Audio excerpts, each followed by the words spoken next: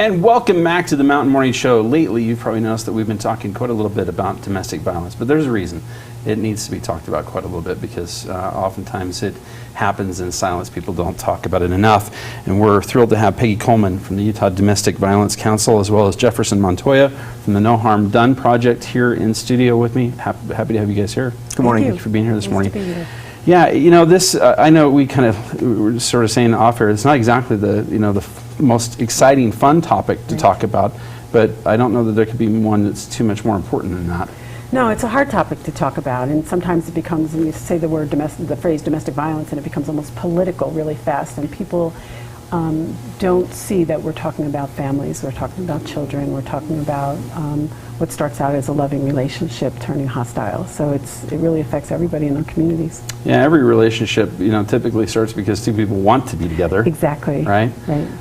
But, often they change, and I think my mom said it very well, or says it often. Seems. She said, you never know what happens behind people's door. Exactly. Once that door closes, you have no idea.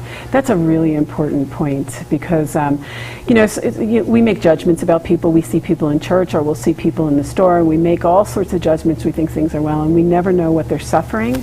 And by the same token, we may judge somebody to be really upstanding, and they could be terribly abusive behind the scenes. We don't know. I worked batterers programs for 15 years, and one of the things I was very careful about is to never assume that I really knew who was, changing their behavior and who wasn't, because it would be a safety risk. Well, go ahead, Jefferson. I just think that that's largely the point of the No Harm Done project and the Songs Against Domestic Violence is that it doesn't have to be all negative, right. And it doesn't have to be, dealing with it, the activity itself is always negative, but dealing with it doesn't have to be all negative, and certainly we want to get rid of the secret. Right. It doesn't have to be somebody's dirty little secret they're hiding behind.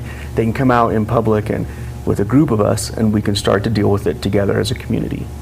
I think it also bears stating that there's so many things that we all think of when we think of domestic violence that are probably stereotypical.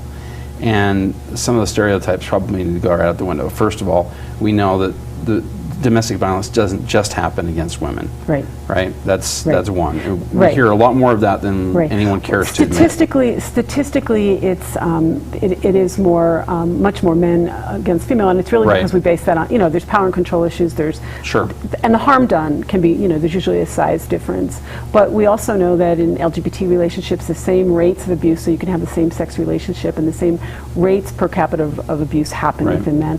And then we also know that there's children that are tremendously affected by, no matter who's doing the violence. Children within the home get terribly affected. The other thing that I think that we often forget to think about is how even something that we all might think, hey, look, we have arguments all the time, in our household, and that's all it is, just an argument. But oftentimes those arguments can get violent, even amongst, you put up the best relationship everybody has that one. I wish our relationship was more like those guys, and for a fact that even they have an argument occasionally, and you never know on any given argument somebody pushes the right button that it gets in a way that might, if nothing else, be considered to be violent as far as not physical violence but emotional violence. Well, and that abuse, so we say argument, and everybody has arguments, but there are women, and I'm speaking specifically of women because I have friends that are in this position, who they never argue. The abuse is it's this quiet control, this manipulation, this sort of overarching, this umbrella of fear that they live within, where the abuse never leaves a mark that we can see, but they are, it's sort of a constant assault on the soul that doesn't even come out in a yell. I think we saw a little of that when we saw these videos of Susan Cox Powell just recently. There was very obviously a tremendous amount of fear this woman had in her relationship. And even her family was, aware to a point, but I don't know that they were aware to the level to which they probably needed to be. Joe, there's so much shame, and like you said, we start a relationship, and we hope for the best. It never starts with physical violence. It always starts with a kiss. It starts with wooing, and we all have these hopes and dreams, especially when we start families. But it can get abusive really fast. And we never, the domestic violence homicide is one of the most predictable forms of homicide because we know the risk factors involved. We know that there are certain key things. And the emotional abuse, the spirit breaking is really a very big part of it. But that's not a criminal charge. Right. We have to really, it doesn't get criminally charged until it really hits a volatility state that really is quite dangerous. So given that, what you just described, if you are someone who either is in an abusive relationship that's going down that rail, or if you're someone that's family or a friend of someone in that situation, where are the points that we should look at as road signs for that and say, hey, wait a minute, we got to do something? So some of the risk factors are, is somebody monitoring your behavior? Are they putting down your friends? Are they making it so you can't have connections with other people? There's a lot of controlling that way, and that's very subtle sometimes. Is he following you? Is he calling you too much? Is there? I always tell people to really listen to their gut. So those are often the beginning parts. Is he? Are there subtle put downs? Are there trying to control the way you look? So we like to focus on, because of this issue, there's the criminal justice response to violence, but we look at it within a whole span of behaviors, and we really like to focus on, how to encourage people to have healthy behaviors, where it's a privilege to be with this other person, and we value that person highly. Right. Jefferson, talk to me a little bit about your perspective here, and also where music comes into this, because I think it's kind of interesting. We always talk about music being the soundtrack of our lives. The last thing we want, I suppose, is the soundtrack of sadness, but at the same time, we can certainly turn things around with music, can't we? Well, I like to think so, but I'm also a man who's decided that, I can make a living writing songs, so I might not be the best judge of but I'll tell you a story. In February of this last year, one of my friends, and a guy who was collaborating on a song with me at the time, he murdered his wife and then killed himself. And Wow. for me, and then right after that I received an email from a friend who simply said, I don't want to be her. That was the whole email. Wow. And it made me start to think, I need to do something. So I wanted to do something, and I thought, really, I'm only good at one thing, and so, and that's music. The thing is, when I reached out to other musicians, I found people like Katie McMinn and Red Yeti and these great Utah artists, John Van Wagner, who had already written songs on this topic, because we all already know someone, our Relief Society president, or our mother, or our sister, so we already know somebody who's, so we've already written songs on this, and the great thing is that a good song says what you've been trying to say. And Right. we made a compilation album. It's got 11 original songs from Utah artists, and they all in some way deal with either the hope of you can get through this, or the sad story. But they cover almost 11 genres of music. They're all very different, but more importantly, they're not all down. Some of them are really quite positive. And this concert, in two ways, you can come and have that music and that experience of several artists saying what you've been trying to say, or helping you say to a loved one what you've been trying to say. But at the same time, you get to be in a situation where you'll be in a room full of people who all understand that domestic violence and abuse is always unacceptable, and they've got your back, at least in some way. The community, if you come out and you support this, and all of our proceeds are going to the UDVC, Right. All of it. And what you're doing is you're saying, okay, we've got your back. We understand it. There's some shame. But you're not alone. Right.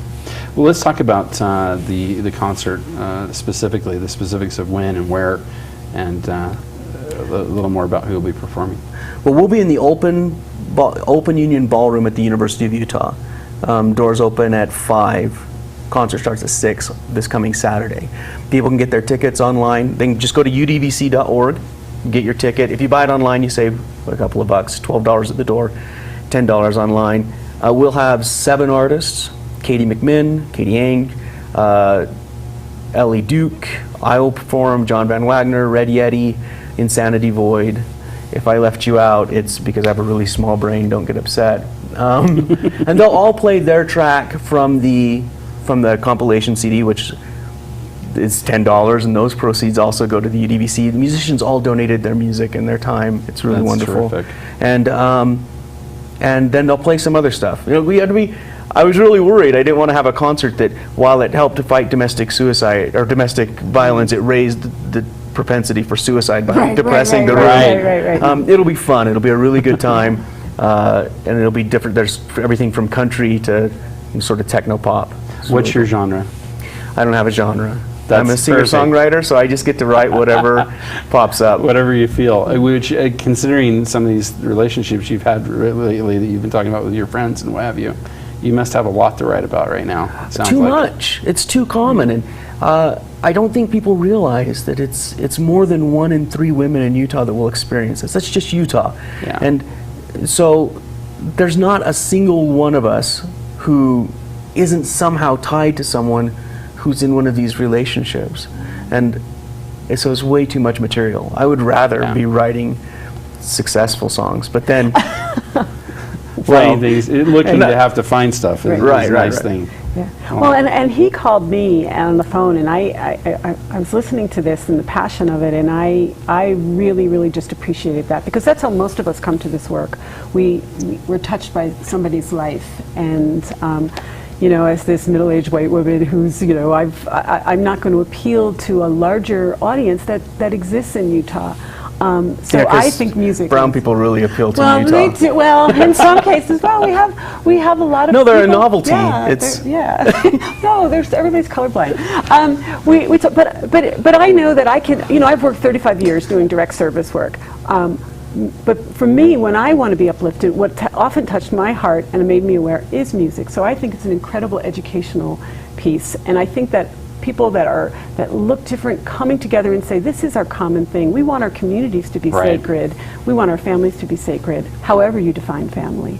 So I'm just really excited to be working with Jefferson. Well, I'm so glad you guys could come here and share with us what you're doing, because I think it is, as we said, I said at the outset, I don't know that there's anything that could be more important, not for just the effect it has on the individual, but the effect it has on the family and all of us as a whole.